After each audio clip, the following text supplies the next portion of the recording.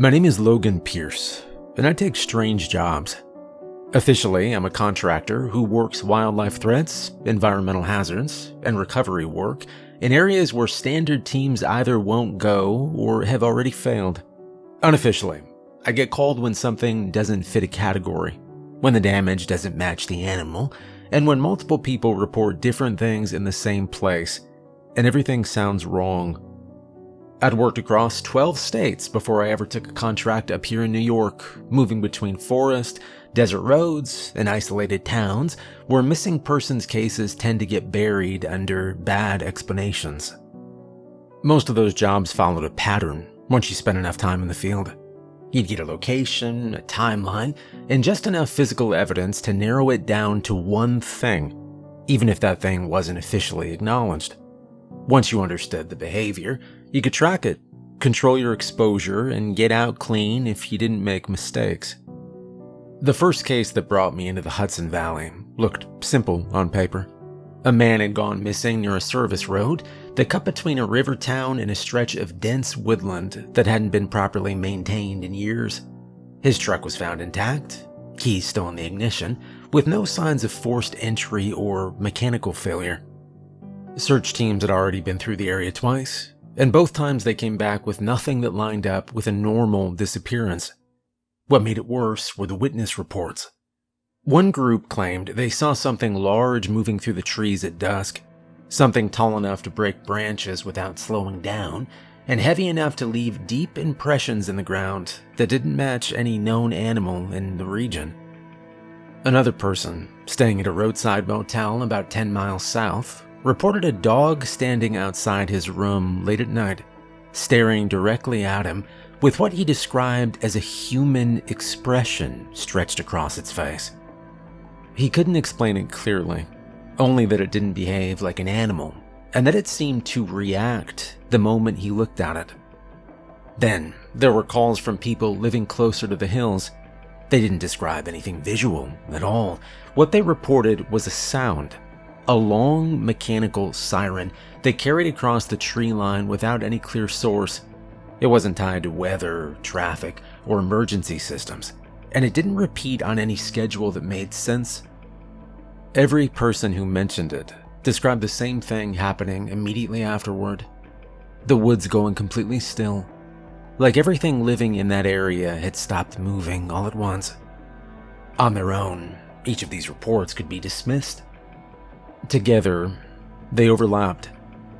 That was the first time I realized what was actually happening in that region. It wasn't a simple problem presenting itself in different ways, and it wasn't confusion from unreliable witnesses.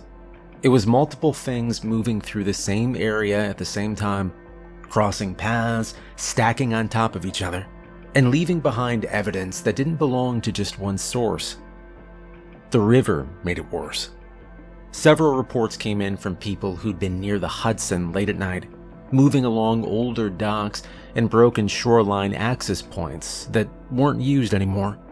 They described lights drifting low over the water, moving slowly from the direction of New Jersey and crossing into New York without any visible aircraft or sound. Some said the lights held position for long periods of time before shifting direction all at once, while others claimed they disappeared the moment anyone tried to approach them. No one could agree on what they were looking at, but everyone agreed on one thing. Something changed when those lights showed up. By the time I stepped into that case, I stopped treating it like a standard assignment. The evidence didn't support a single target, and trying to force it into one explanation would have gotten me killed within the first 24 hours. So I adjusted. Instead of trying to understand everything at once, I started breaking the area down into patterns I could survive. Not theories or speculation, and not anything I needed to explain to someone else. Just rules. Simple, direct, and tied to specific situations that had already proven they could go wrong very fast. Every one of those rules came from contact, not observation or guesswork. They cost time, equipment, and in some cases people who didn't make it back out of those woods or off that shoreline. I didn't write them down because they sounded good or because they made the story clearer. I wrote them down because I needed something I could follow when the situation stopped making sense and there wasn't time to figure it out. There are 5 that matter in that part of New York. 5 that apply to the river, the hills, and the stretches of land in between where things don't stay separate for long. You won't get them from any official source, and you won't hear them explained clearly by locals either, because most people who've had contact don't talk about it in a way that lines up clean. They talk around it. They warn you without telling you why. And by the time it makes sense, you might already be dead. If you're anywhere near that corridor, driving those back roads, staying in those motels, or walking too far past where the maintained trails end, you need to understand something before anything else. This isn't one problem, it's several. But there are rules to help you survive. And the first one is the easiest to break if you don't recognize what's happening around you. Rule 1. Never follow heavy footsteps into the trees. The first time I learned that rule, I was walking off a service road that ran along the edge of the Catskills. About 15 miles north of a river town that had already logged 2 disappearances in the same month. The road itself was barely maintained, just a strip of compacted dirt and loose gravel with drain ditches on either side. Cutting through thick sections of forest that hadn't been cleared in years. It gave me enough visibility to track movement, and more importantly, it gave me space to move if something came out of the tree line faster than expected. The missing man's truck had been found less than a mile from where I started. No damage, no sign of struggle, and no indication that he'd tried to turn around once he parked. They told me he either left the vehicle willingly, or someone had drawn him out in a way that didn't trigger panic right away. I followed the direction of travel based on the position of the driver's door and the first set of impressions I found in the dirt just off the road. At first, the tracks didn't make sense. They were too deep for a person walking at a normal pace, and the stride length was inconsistent, alternating between short steps and long, stretched intervals that didn't match a human gait. The soil in that area holds impressions well, especially after a light rain, so I took my time examining each mark before moving forward. Some of them had clear edges, almost like pressure had been applied straight down instead of rolling from head to toe, and others looked partially collapsed, as if something heavier had stepped there. About 200 yards in, I found the first piece of damage that confirmed I wasn't dealing with anything standard. A young tree, maybe 4 inches thick, had been snapped clean at chest height and pushed sideways into another trunk. The break wasn't splintered the way it would be from a fall or storm pressure. It was compressed and split, like something had grabbed it and forced it out of the way without slowing down. I checked the surrounding area for tool marks or signs of mechanical interference, but there was nothing. No cuts, no blade lines, and no debris that would suggest equipment. A few minutes later, I came across the deer. It was caught between 2 trees about 6 feet off the ground, with a torso torn open and most of the internal tissue missing. The positioning alone ruled out known predators in that region. Whatever had done it had lifted the body and either held it there or wedged it into place while feeding. There were no drag marks leading up to it, and the ground below was disturbed, but not in a pattern that suggested a struggle had taken place there. And that was the point where I should have reassessed. But instead, I kept following the tracks. The road was still visible behind me, but I'd moved far enough into the tree line that the spacing between trunks started to tighten, forcing me to adjust my path as I went. Visibility dropped quickly once the canopy thickened overhead, and the ground shifted from packed dirt to uneven terrain covered in roots, fallen branches, and soft patches that didn't hold impressions as clearly.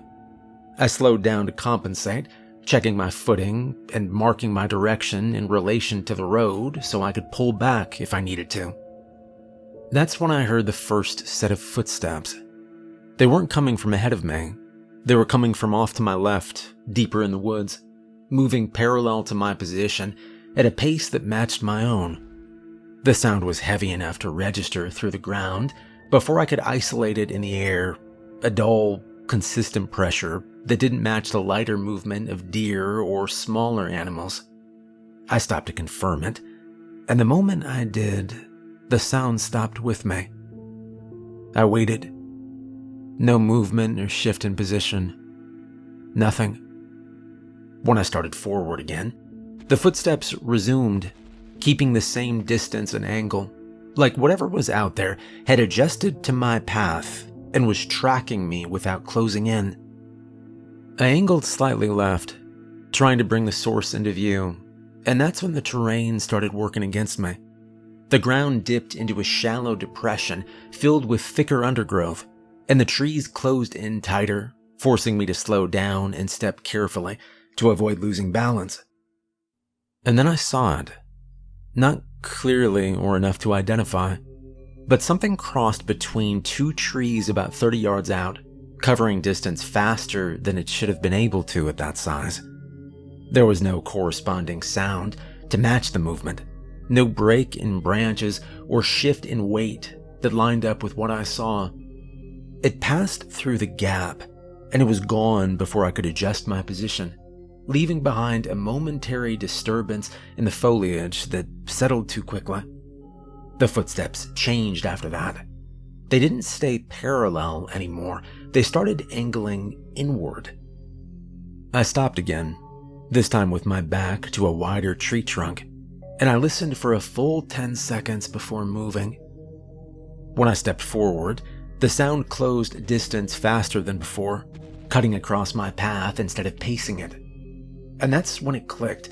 Whatever I was tracking wasn't trying to stay hidden. It was trying to pull me. Every step I took off the road, it made the terrain tighter, the visibility worse, and my ability to move cleanly more limited. The deeper I went, the more advantage shifted away from me and toward whatever was controlling the movement around me.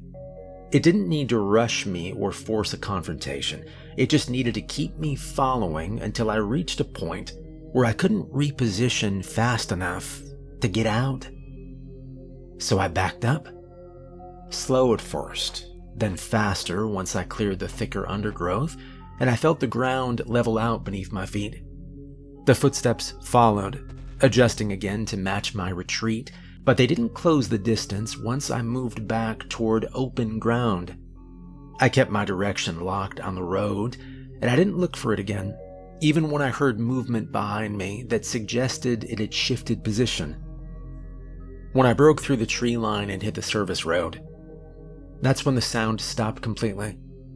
There was no retreat or pursuit, just nothing. I stood there for a full minute, checking both sides of the road and listening for any sign that it had followed me out. But the forest stayed still, not in that empty way. It felt controlled, like whatever was in there had decided not to continue once I stepped back into a space where it didn't have the same advantage. And that was the last time I followed tracks like that into cover without understanding what I was dealing with. The size, the strength, and the movement pattern all pointed to something people would write off as folklore. I think you know what I'm referring to. There have been a lot of sightings of him lately. So just remember, if you hear something heavy moving alongside you in deep woods, get to open ground. Rule 2. If a dog smiles at you, close your eyes and don't open them until it's gone. I didn't walk into that motel thinking about anything like that.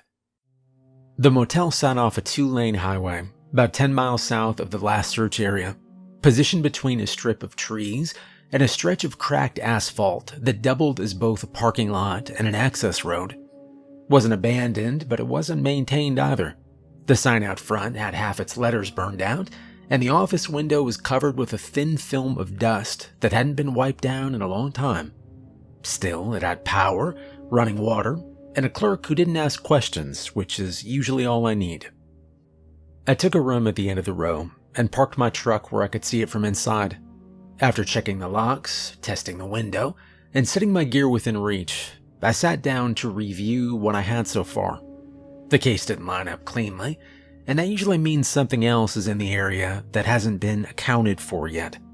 I kept the lights low, and I let my eyes adjust to the outside glow so I could see through the glass without catching my own reflection. Stayed quiet for a while, and then sometime after midnight, I heard something move outside the door. The sound was light at first, more of a drag than a step, like something brushing across the pavement instead of lifting cleanly off it. I stayed still and listened long enough to confirm direction before shifting slightly to get a better angle on the window. The noise stopped as soon as I moved, and then resumed a second later, closer to the wall and tracking along the length of the room. That told me it wasn't random. It knew where I was. I leaned forward just enough to bring the edge of the window into view without exposing my full position, keeping my movement controlled so I didn't give it anything sudden to react to. At first, all I could see was a partial shape near the corner, low to the ground and held at a height that suggested an animal rather than a person. And then it stepped into view. It looked like a dog. Nothing about the body stood out immediately. Medium size, dark coat, proportions that wouldn't draw attention in daylight. But the way it held itself didn't match what I was seeing. It wasn't scanning, sniffing, or shifting weight the way animals do when they're alert. It was just standing perfectly still, facing the window directly, with its head angled just high enough to keep its eyes level with mine. And that's when it changed. The mouth pulled back slowly, stretching wider than it should have, exposing teeth in a way that didn't match the structure underneath. There was no tension in the rest of the body, no raised fur, no shift in stance. Just that expression, held steady. I'd heard the term before, smile dog. At the time, it meant nothing to me. It does now.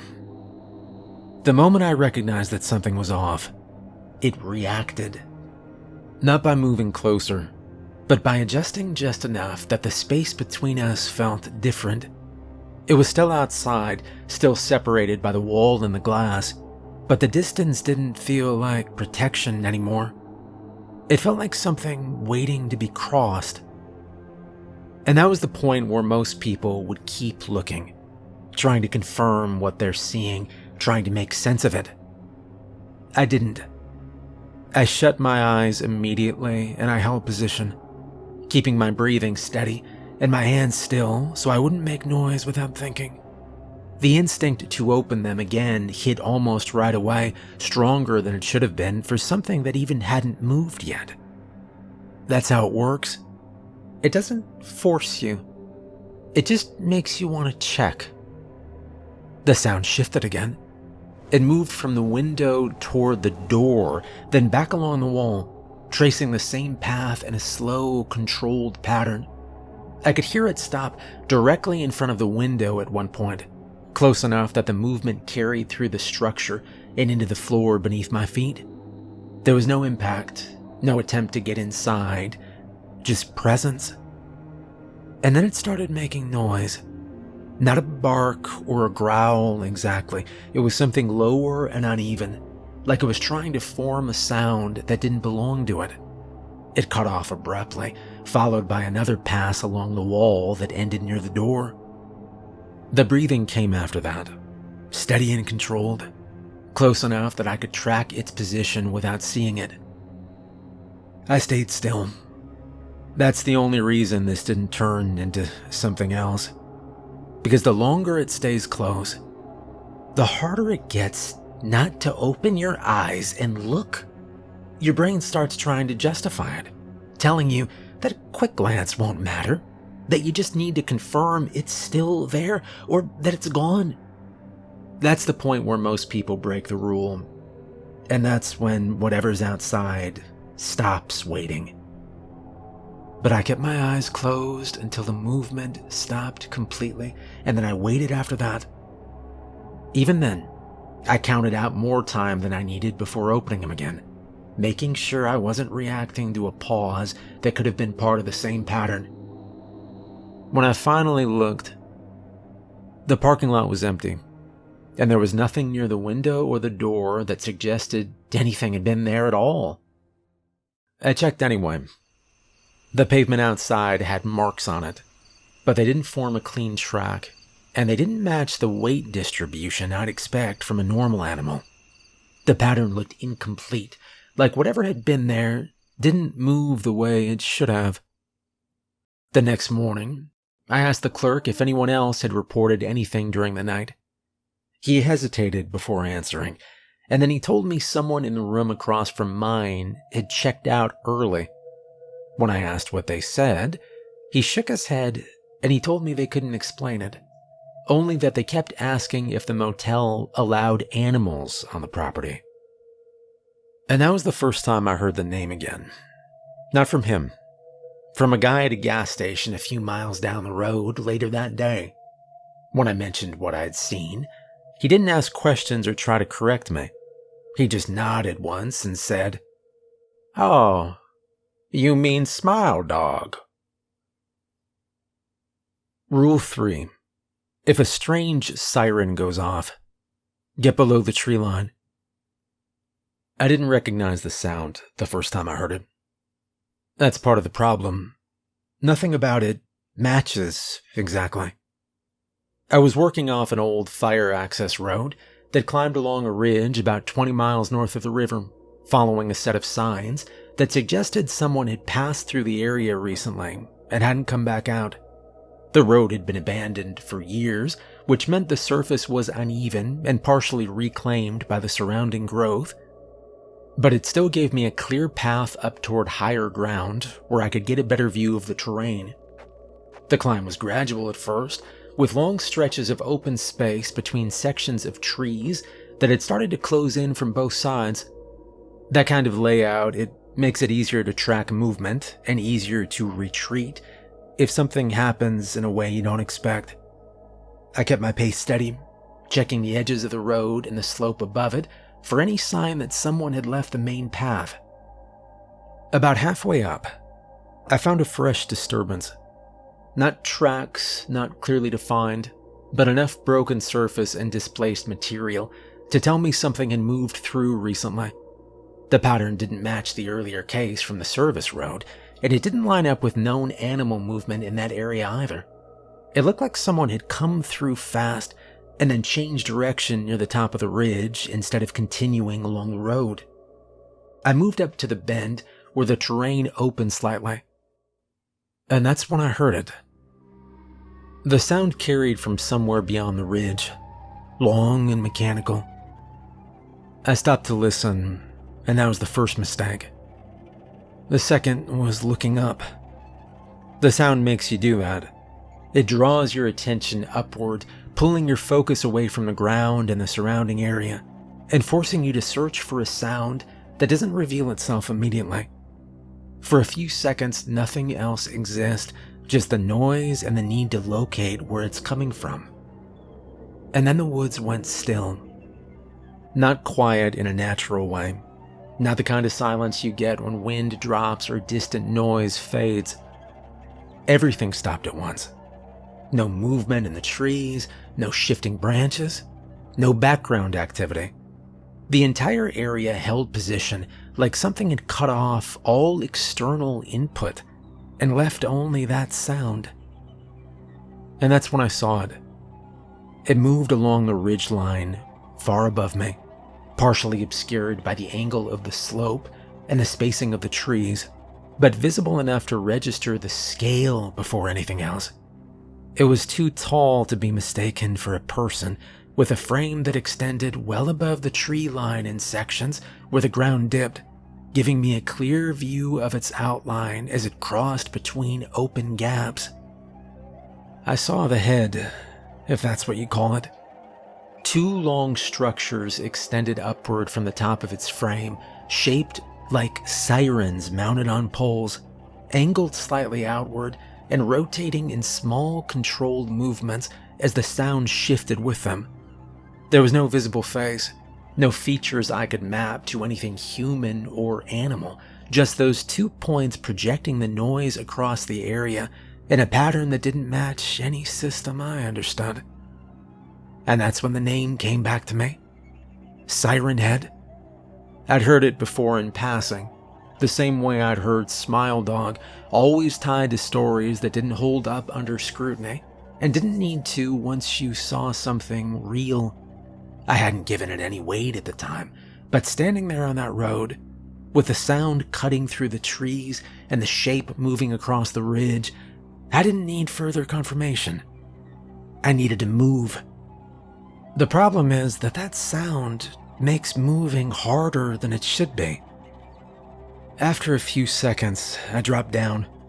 Not straight down, not blindly, but into the nearest section of lower ground where the slope dipped and the tree cover thickened enough to break the line of sight from above. I slid off the edge of the road and into a shallow embankment, using the incline to control my descent so I didn't lose footing on the way down. The sound followed. It passed over the road above me, moving along the same path I'd been on seconds earlier, and continued across the ridge without stopping or turning back. I stayed under cover. That's the only reason it didn't change direction. From where I was positioned, I could hear it move through the open area above, the tone stretching and compressing as it rotated those structures on its head, scanning or projecting in a way I couldn't fully interpret. It didn't break trees as it moved, and it didn't produce the kind of ground impact that would match its size. The only consistent output was the sound, and that was enough to dominate the entire area while it passed through. After it cleared the ridge, the woods stayed still for several seconds before normal movement started to return. Wind picked up again, birds started, branches shifted. Background noise came back in layers instead of all at once. I waited longer than necessary before moving, making sure I wasn't stepping back into open ground while it was still within range of whatever detection method it was using. When I finally climbed back up to the road, there was no trace of it. No damage, no clear sign of passage, nothing that would confirm what I'd just seen to someone who wasn't there. About 50 yards ahead, I found where someone else had stopped. There were marks on the ground where a person had stood for a period of time, facing uphill toward the ridge instead of moving for cover. There were no tracks leading away from that spot.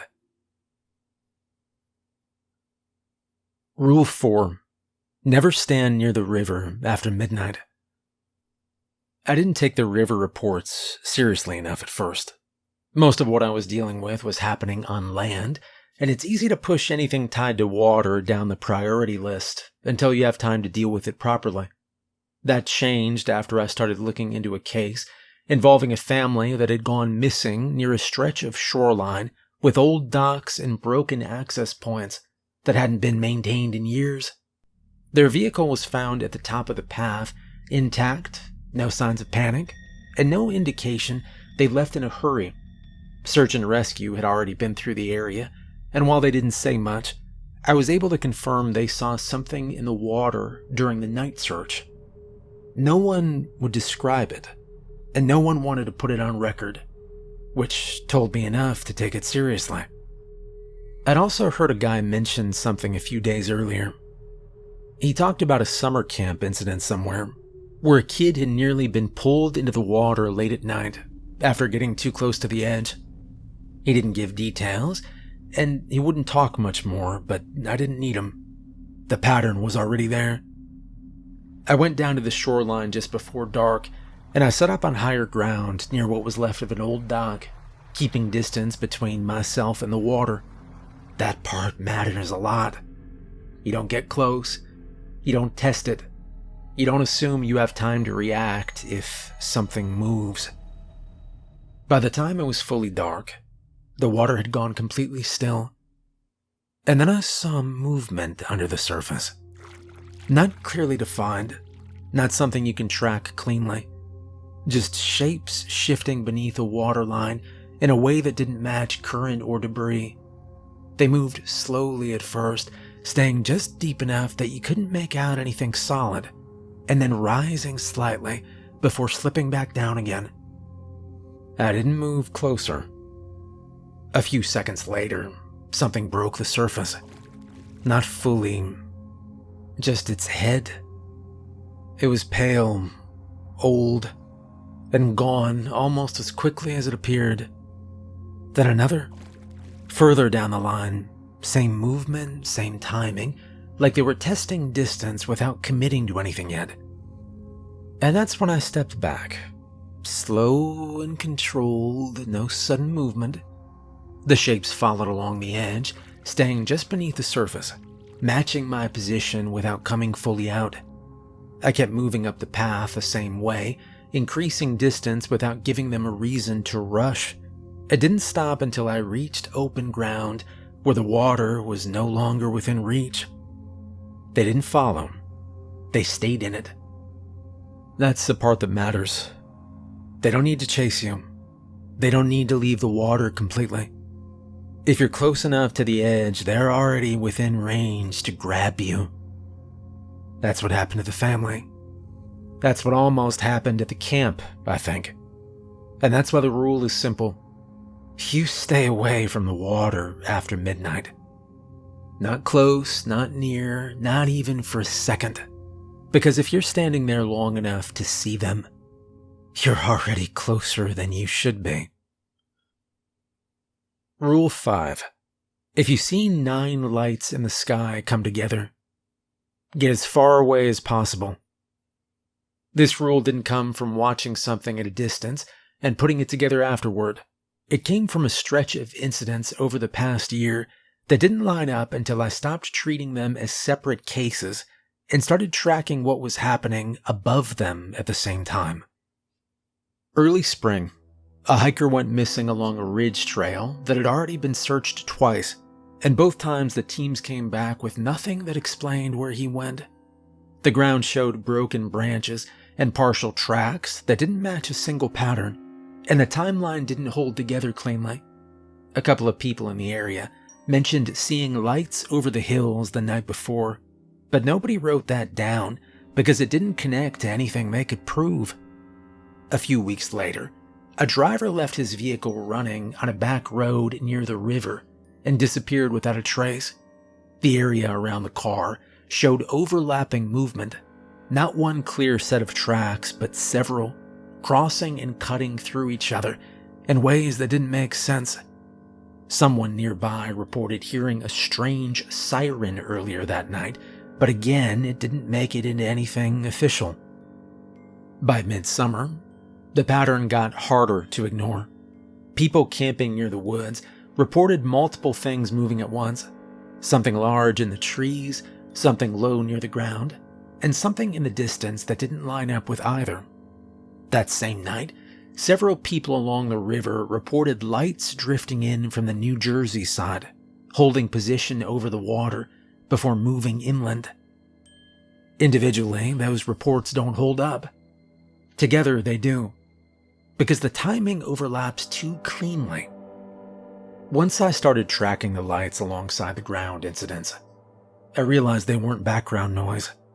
They were the one consistent element showing up before everything else went wrong. That's what led me back out to higher ground one night, watching the same stretch of hills where multiple cases had started to cluster.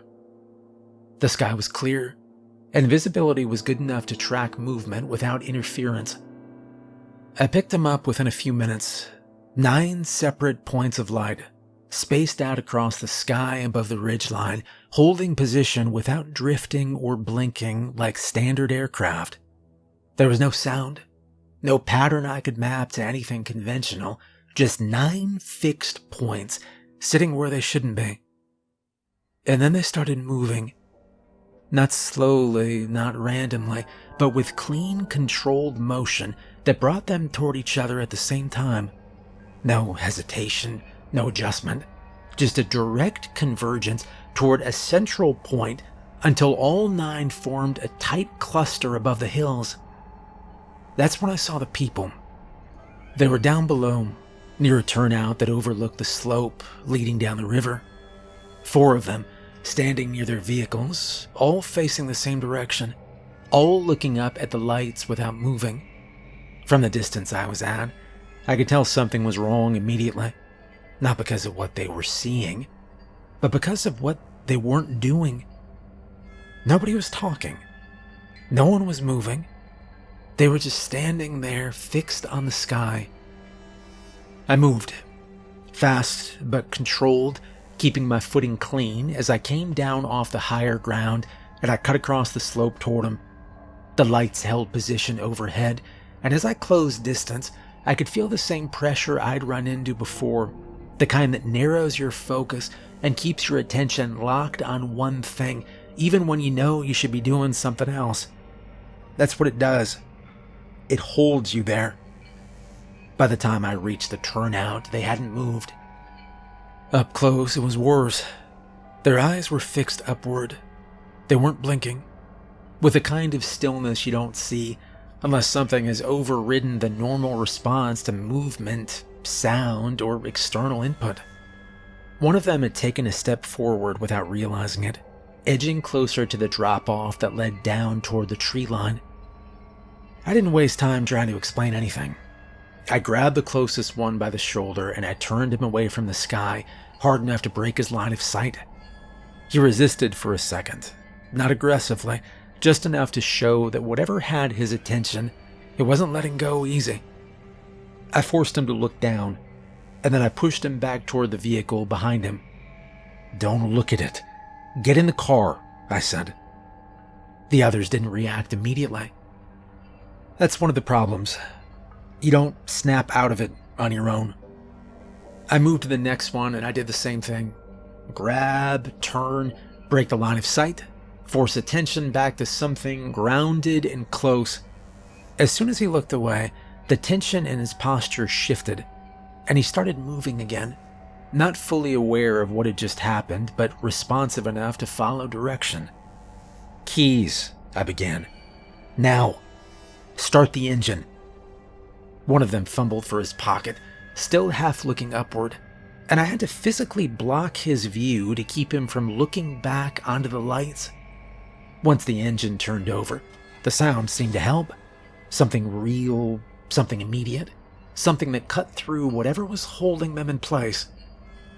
The lights above shifted slightly, not spreading out or disappearing, just adjusting position in a way that made it clear they were still active.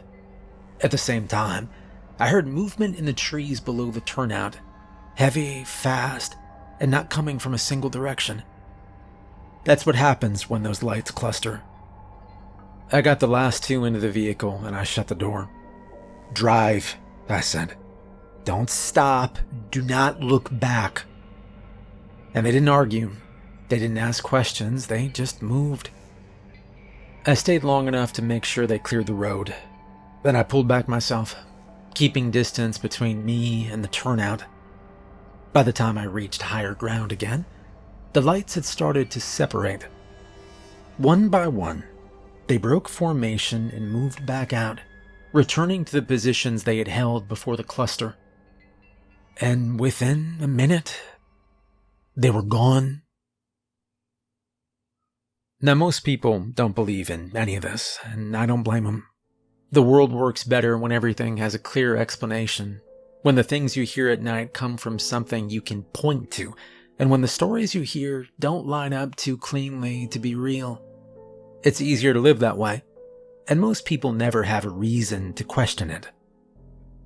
But the things I've seen, they don't disappear just because they don't fit. They're out there, moving through places most people don't spend time in, crossing paths in ways that don't always stay contained.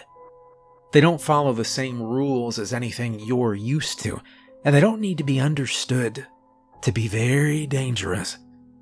All they need is the right situation and someone in the wrong place who doesn't know what they're looking at. And that's where the rules come in. Not because they explain everything, and not because they make it easier, but because they give you something to hold on to when something else stops making sense. You don't need to understand everything that's out there. You just need to survive it.